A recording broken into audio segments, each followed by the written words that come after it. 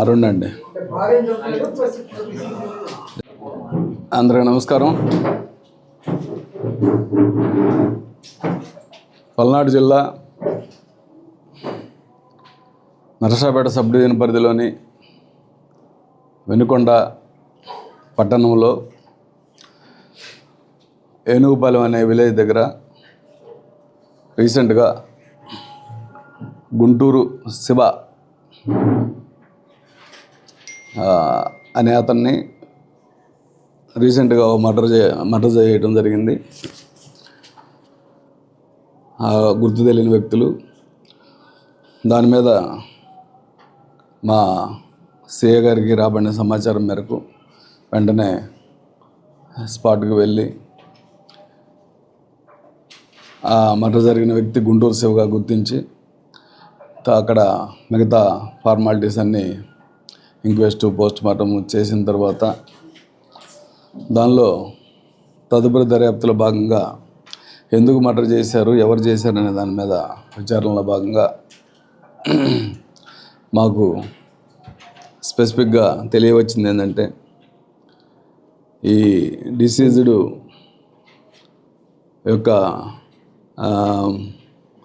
భార్యతోటి some illegal contacts ఇతనికి ఈ యవన్ ఇతను చింతల సీను ఇతను మెయిన్ ముద్దాయి.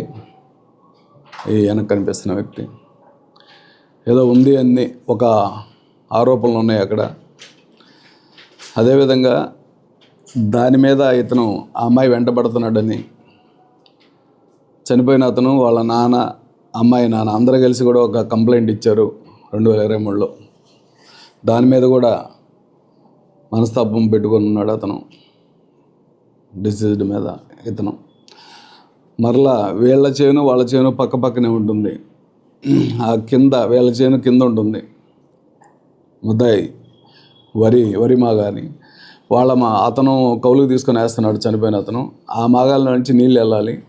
ఆ నీళ్లు పంపించలేదనేది నీళ్ళు పంపిను అని అన్నాడని దాని మీద గొడవ అయింది వీళ్ళిద్దరికి. అదొక ఇష్యూ.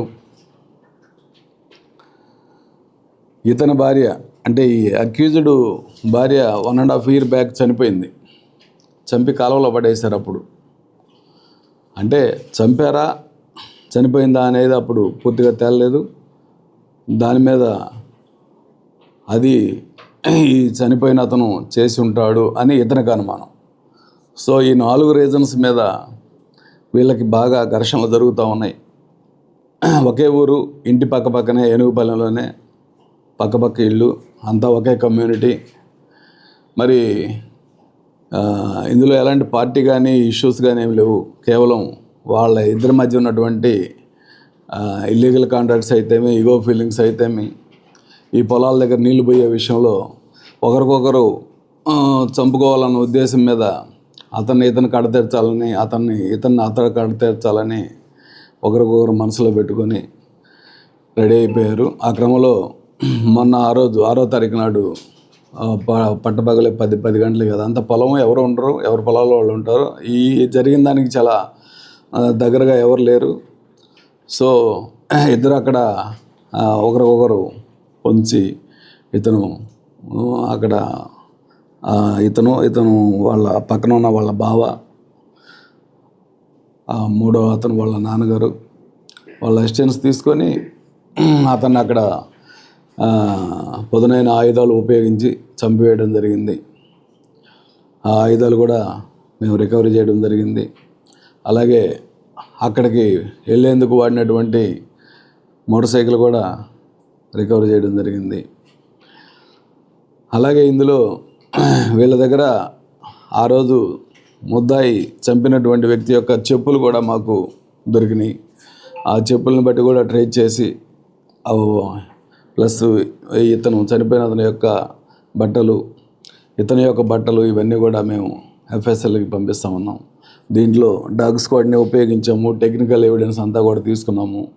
టెక్నికల్ ఎవిడెన్స్ ప్రకారం ఈ ముద్దాయిలే ఈ మర్డర్కి కారణం అనేది పూర్తిగా నిర్ధారణ చేసుకున్న తర్వాత నిన్న రాత్రి ఈరోజు ఉదయం వినుకొండ పట్టణంలో ఇద్దరిని A1ని A3ని ఏనుగుపాలెంలో అరెస్ట్ చేసి ఇట్లా మీ ముందుకు తీసుకురావడం జరిగింది. ఈరోజు అరెస్ట్ చేసి రిమాండ్కి పంపించడం జరుగుతుంది. ఇందులో ఏంటంటే ముఖ్యమైనది అతని భార్య కూడా కన్ఫెషను, ఏంటంటే ఆ భార్య విషయం కూడా కన్ఫెషన్ చేశాడు ఇతను. మాకు అనుమానంగా ఉండి అప్పుడు 1.5 year బ్యాక్ ఇతని భార్య చనిపోయిన విషయంలో ఇతను చనిపోయిన అతని పాత్ర ఉందన్నట్టుగా క్రియేట్ చేశాడు ఇతను. సో మాకు డౌట్ వచ్చి దాని మీద కూడా కొద్ది గట్టిగా అడిగితే ఇతను కన్ఫెస్ అయ్యాడు.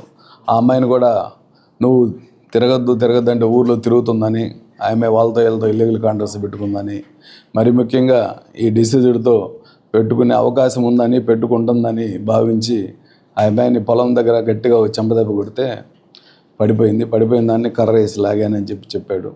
అది దాన్ని నిర్ధారణ కూడా చేసుకున్నాము. సో ఈ యొక్క విచారణ అంతా కూడా చాలా సక్సెస్ఫుల్గా వితిన్ 10 daysలో పర్ఫెక్ట్ ఇన్వెస్టిగేషన్ చేసి ముద్దాయిల్ని అదుపులోకి తీసుకొని కోర్టుకి పెట్టడం జరుగుతుంది. ఈ కేసులో సక్సెస్ఫుల్గా పనిచేసినటువంటి మా ఇన్స్పెక్టర్ ప్రభాకరు మరియు సత్యనారాయణ వాళ్ళ టీము అందరినీ కూడా అభినందిస్తూ ఎస్పీ గారికి దీంట్లో స్పెషల్గా రివార్డ్స్కి ప్రపోజ్ చేయడం జరుగుతూ ఉంది.